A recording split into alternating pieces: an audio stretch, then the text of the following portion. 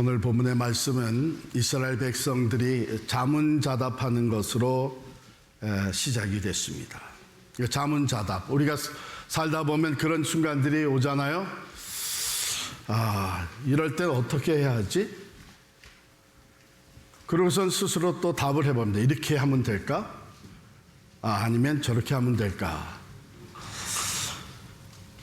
이스라엘 백성들이 스스로 묻습니다. 내가 무엇을 가지고 여호와 앞에 나아가며 높으신 하나님께 경배할까? 왜 이렇게 스스로 묻게 되었는가? 그 이유는 미가서 6장 1절부터 5절까지의 그 앞서 나오는 말씀 때문입니다. 이 말씀은 하나님께서 아주 준엄하게 이스라엘 백성들을 고소하는 이 법정 변론의 말씀입니다. 1, 2절을 보게 되면 너희는 여호와의 말씀을 들을지어다. 너는 일어나서 산을 향하여 변론하여 작은 산들이 내 목소리를 듣게 하라 하셨나니 너희 산들과 땅의 견고한 지대들아 너희는 여호와의 변론을 들으라. 여호와께서 자기 백성과 변론하시며 이스라엘과 변론하실 것이라. 이 산들과 땅의 견고한 지대들을 증인으로 세우시고 하나님께서 이스라엘 백성과 변론하시는데 하나님이 그들을 사실은 고소하는, 하나님의 원고가 되셔서 그들을 고소하는 이런 모습입니다. 하나님의 질문이에요. 3절에 보면 이르시기를 내 백성아 내가 무엇을 내게 행하였으며 무슨 일로 너를 괴롭게 하였느냐? 너는 내게 증언하라. 하나님께서 말씀하시기를 내가 너희에게 잘못한 것이 있다면, 너희에게 못한 일이 있다면 그것을 증언해봐라. 그게 무엇이냐? 하나님께서 이스라엘 백성들에게 이렇게 하시는 말씀은 하나님은 이스라엘을 향해서 잘못한 것이 전혀 없으시고 오히려 이스라엘이 배은 망덕한 삶을 사는 것을 지금 지적해내는 말씀이에요. 4절부터 5절에 보면 하나님이 지금까지 베푸신 은혜를 상기시켜 주십니다. 애굽에서 구원하셨습니다. 종되었던 애굽 땅에서 그들을 인도해 내셔서 자유케 하시고 값을 치르고 속량해 내셨어요. 뿐만 아니라 그들을 인도할 지도자들을 보내주셨습니다. 모세와 아론과 미리암을 보내주셨어요. 광야길에서 모압 왕 발락이 이스라엘을 저주하려고 했을 때에 그 부올의 아들 발람을 통해 저주가 아니라 오히려 이스라엘을 축복하게 만드셨어요. 그리고 시딤에서 길갈까지 출애굽하여 이제 가나안 땅으로 다가올 때에 시딤은 요단강 동편이죠. 거기서부터 요단강을 건너서 약속의 땅으로 들어와 길갈에 이르기까지, 여러분 이 코스는 가나안 정복 직전의 중요한 여정으로서 기록이 되어 있습니다. 이 모든 여정 가운데 하나님께서 공의롭게 행하지 않으셨느냐, 이것을 기억하라고 하는 것입니다. 하나님이 이미 베풀어 주신 그 크신 은혜와 구원의 역사를 상기시키면서 자, 내가 너희에게 잘못한 것이 있으면 말해봐라. 기회를 주시는 거예요. 변론할 기회를 주시는 거예요. 그런데 이 시간은 이스라엘에게 회개하고 하나님과의 올바른 관계로 돌아오게 하시던 강력한 권고의 시간입니다. 자, 이제 이스라엘은 할 말이 없는 거죠. 모든 것이 사실이고 모든 것이 하나님의 선하심과 인도하심이었기 때문에, 그럼에도 불구하고 자기들은 하나님을 향해서 등을 돌렸었고 공의를 행하지 아니하고 불의하게 특별히 지도자들이 백성들을 강압하고 약탈하고 억압했습니다. 우상을 섬기면서 하나님의 말씀을 버렸습니다. 할 말이 없는 거예요. 그렇기 때문에 이제 스스로 자문자답합니다. 자, 그렇다면 내가 무엇을 가지고 하나님께 나아가며 높으신 하나님을 경배할까? 바꾸면 이제 우리가 도대체 무엇을 하나님께 바쳐야 용서를 받을 수 있을까? 이런 생각이 찾아온 것이죠. 이것은 백성들의 매우 당황스러운 반응입니다. 이제는 스스로 고민할 수밖에 없는 상황에서 어떻게 하면 하나님 앞에 나아가서 죄의 사함을 받을 수 있겠는가? 우리도 때때로 살다 보면 이런 순간이 찾아오죠. 내가 하나님께 불순종함으로, 하나님을 제대로 섬기지 않으므로 오히려 하나님을 등지고 내 마음대로 살아가다가 이 하나님이 나를 징계하시나 보다, 어려움과 또한 시련의 과정을 만날 때에 내가 어떻게 하면 하나님 앞에 나아가서 용서를 받을 수 있을까? 이런 생각이 들어오죠. 백성들이 바로 그런 질문을 스스로에게 던지면서 이제 자문자답을 하는데, 그 백성들의 당황스러운 반응 가운데에 이들의 생각은 매우 어리석은 답으로 이어집니다. 6절부터 7절인데요. 죄송합니다. 6절 하반절. 내가 번제물로 1년 된 송아지를 가지고 그 앞에 나아갈까? 1년 된 송아지를 번제로 드리면 되겠나? 이런 생각이 들었던 거예요. 이것은 하나님의 율법에, 제사법에 규정된 매우 스탠다드, 표준적인 번제물이고, 거기에 1년 된 송아지는 가장 귀하고 온전한 제물의 상징이에요. 그러니까 일상적인 제사를 상징하고 있는 건데, 그러면 될까 했는데 스스로 마음이 차지를 않는 거야. 이거 가지고는 안 될 것 같다. 그래서 그 다음에 천천의 수양을 드리면 될까? 문자 그대로 수천 마리의 숫양을 제물로 바치게 되면, 즉 막대한 양적 헌신이죠. 그것을 드리게 되면 하나님이 봐주실까? 용서해 주실까? 이런 마음입니다. 그래도 성이 차지 않습니다. 그럼 한 걸음 더 나가서 만만의 강물 같은 기름을 드리나?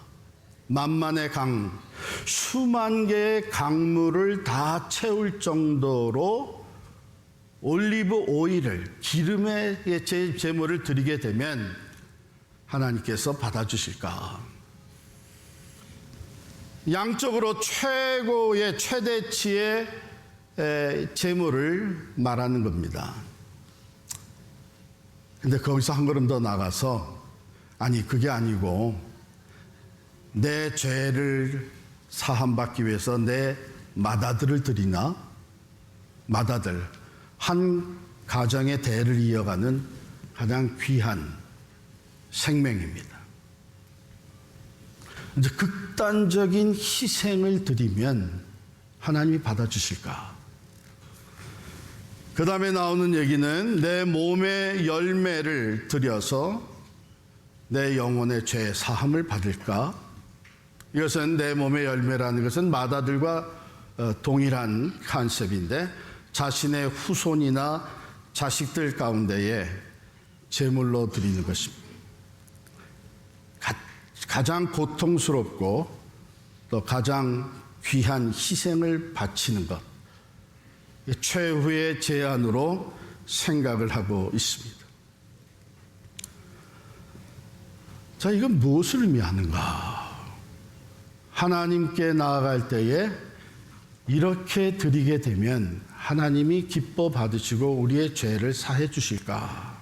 여러분, 이 백성들의 자문자답은요, 당시 그들이 가지고 있었던 신앙의 본질에 대한 치명적인 오류를 드러내고 있는 거예요.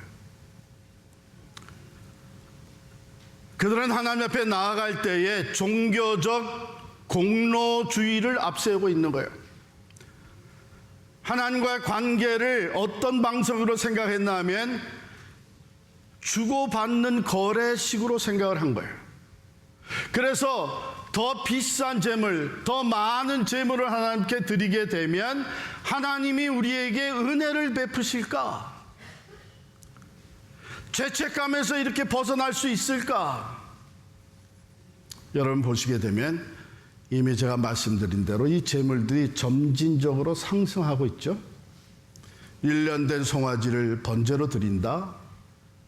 그 다음에 천천의 수장을 드린다. 아니 만만의 강물 같은 기름을 드린다. 내 생명 같은 내 맏아들, 내 자식을 제물로 드린다. 하나님이 어떤 분이시고 하나님이 어떤 예배를 받으시고 하나님께 나오는 자는 어떤 것을 가지고 나와야 되는지에 대한 아주 치명적인 오해가 드러난 거예요. 여러분 우리의 삶은 어떻습니까? 우리도 때로는 그런 생각을 갖죠. 내가 하나님 앞에 잘못한 것만큼 거기에 상당한 헌신을 드리고 잘못한 것만큼의 헌물을 드리고 그렇게 되면 하나님이 나를 받아주실 것 같고 내 죄를 용서해 주실 것 같고 그리고 나아가서 내게 은혜를 베푸실 것 같은 자, 이것에 대한 하나님의 명쾌한 대답이 미가 선지자를 통해서 주어집니다. 우리 8절 말씀 다 같이 읽겠습니다. 시작. 사람아 주께서 선한 것이 무엇임을 내게 보이셨나니 여호와께서 내게 구하시는 것은 오직 정의를 행하며 인자를 사랑하며 겸손하게 내 하나님과 함께 행하는 것이 아니냐. 한마디로 하나님은 이 형식적인 제사나 많은 제물보다 원하시는 것이 삶 자체라는 거예요. 공의를 행하며 정직하고 정의로운 삶, 공평한 관계, 인자를 사랑하며 우리가 잘 아는 히브리 단어의 헤세드, 한결같이 자비와 긍휼, 사랑을 베푸기를 기뻐하는 것, 겸손히 내 하나님과 함께 행하는 것, 즉 하나님을 신뢰함으로 그분의 뜻에 순종하며 그와 동행하는 삶. 유진 피터슨이 쓴 메시지 바이블은 이 구절을 이렇게 기록하고 있습니다. 사람아, 그분은 이미 좋은 것이 무엇인지 보여주셨다. 그분이 내게 요구하시는 것이 무엇이냐? 이 땅에 정의를 세우고 자비를 사랑하며 내 하나님과 겸손히 동행하는 것이 아니냐. 앞에서 얘기한 대로 자문자답하였던 이 백성, 이스라엘 백성들은 참된 예배, 하나님께 나아가서 드리는 참된 예배의 기준을 오해했던 것이죠. 잘못 알고 있었던 것이죠. 그러한 모습을 그대로 보여주면서 8절에서 극적인 전환점을 이루고 있습니다. 하나님이 정말 요구하시는 것이 무엇이냐? 종교적인 어떤 이 공로를 앞세우는 것이 아니라 하나님은 정의와 인자와 겸손한 동행의 삶을 원하신다는 것이죠. 여러분은 오늘 예배 자리에 나올 때 무엇을 가지고 나오셨습니까? 무엇을 가지고 내가 오늘 주일 예배에 나가야 되냐? 설교를 맡은 목사는 무엇보다도 이 설교 원고를 가지고 나와야 돼요.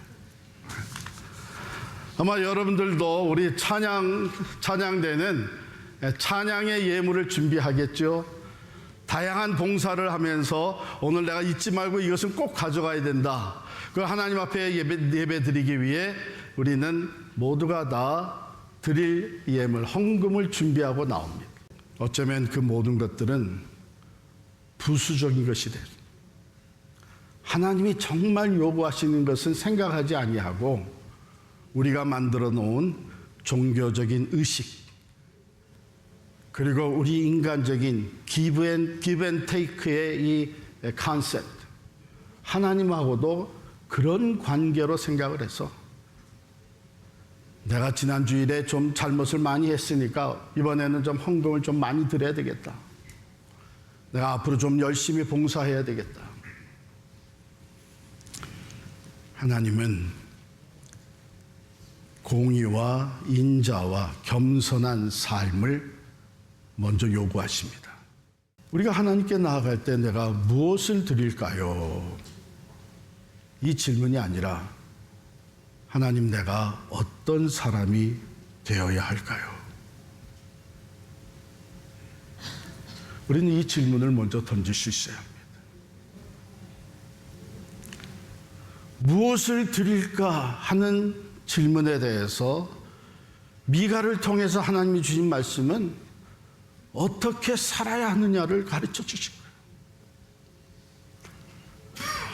마태복음 5장 23절 24절 말씀에 우리 주님께서도 뭐라고 가르쳐 주셨나 하면, 그러므로 예물을 제단에 드리려다가 거기서 내 형제에게 원망 들을 만한 일이 있는 것이 생각나거든 예물을 제단 앞에 두고 먼저 가서 형제와 화목하고 그 후에 와서 예물을 드리라.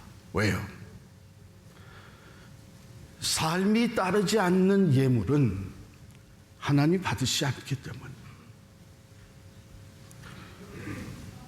화평을 이루시고 화평하라고 하신 하나님 말씀 앞에, 그 하나님 앞에 나오면서 화평치 못한 관계에 원망 들을 만한 일이 얼마든지 생각나고 있는데 나는 평화를 이루는 사람처럼 나와 예물을 드린다고 그것이 하나님을 기쁘시게 해드리는가? 아니란 얘기죠. 그러니 예물을 놔두고 가서 먼저 형제와 화목하고 그리고 와서 예물을 드리라.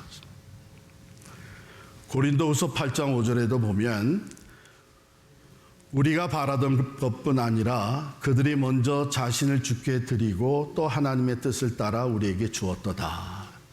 이 구절의 배경은 구제 헌금에 대한 겁니다. 예루살렘 교회가 기근으로 말미암아 어렵고 이제 가난해졌어요.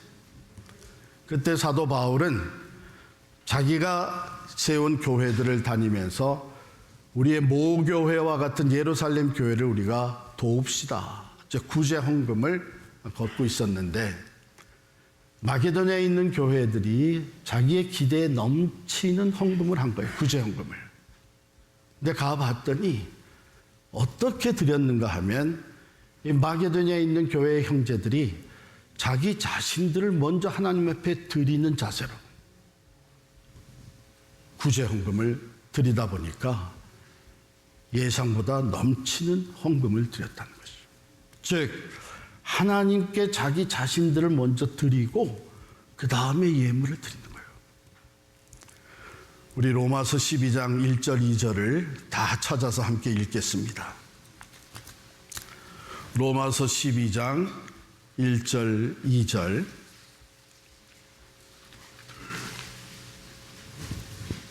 다 같이 읽습니다. 시작. 그러므로 형제들아, 내가 하나님의 모든 자비하심으로 너희를 권하노니 너희 몸을 하나님이 기뻐하시는 거룩한 산제물로 드리라. 이는 너희가 드릴 영적 예배니라. 너희는 이 세대를 본받지 말고 오직 마음을 새롭게 함으로 변화를 받아 하나님의 선하시고 기뻐하시고 온전하신 뜻이 무엇인지 분별하도록 하라. 무슨 말이에요? 삶으로 드리는 예배가 우선이 되어야 된다는 말이죠. 하나님의 모든 자비하심으로 너희를 권하노니, 너희가 하나님의 백성, 하나님의 자녀, 예수 그리스도의 사람이 된 것은 본래 너희는 죄와 허물로 죽었는데 하나님께서 은혜와 구원을 베푸셔서 독생자를 내어주시고 그가 그 모든 죄값을 대신 치르게 하심으로 말미암아 그 사랑과 그 자비로 인하여 구원을 받았고 새 생명을 얻었고 하나님의 자녀가 되었고 교회를 이루게 되었다면 이제는 당연하게 내가 하나님의 모든 자비하심으로 너희를 권하노니 너희 삶을 하나님 앞에 거룩한 제물로 드릴 수 있어야 되지 않겠느냐. 진정한 하나님이 원하시는 것은 정직하고 공의롭게 살아가고 이웃을 사랑하며 하나님의 자녀답게 겸손히 하나님의 말씀에 순종하는 삶. 그런데 가만히 생각해 보면 누가 그렇게 완전한 삶을 살 수 있겠어요? 그럼 하나님이 원하는 것은 무엇입니까? 내가 원하는 것은, 내가 요구하는 것은 이것이니 너희가 정말 나에게 와서 예배를 하려면 회개해라. 너의 잘못을 인정해라.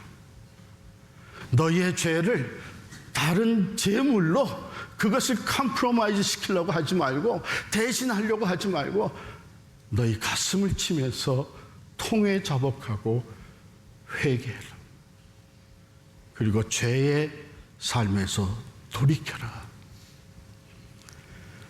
하나님이 원하신 것이 그겁니다.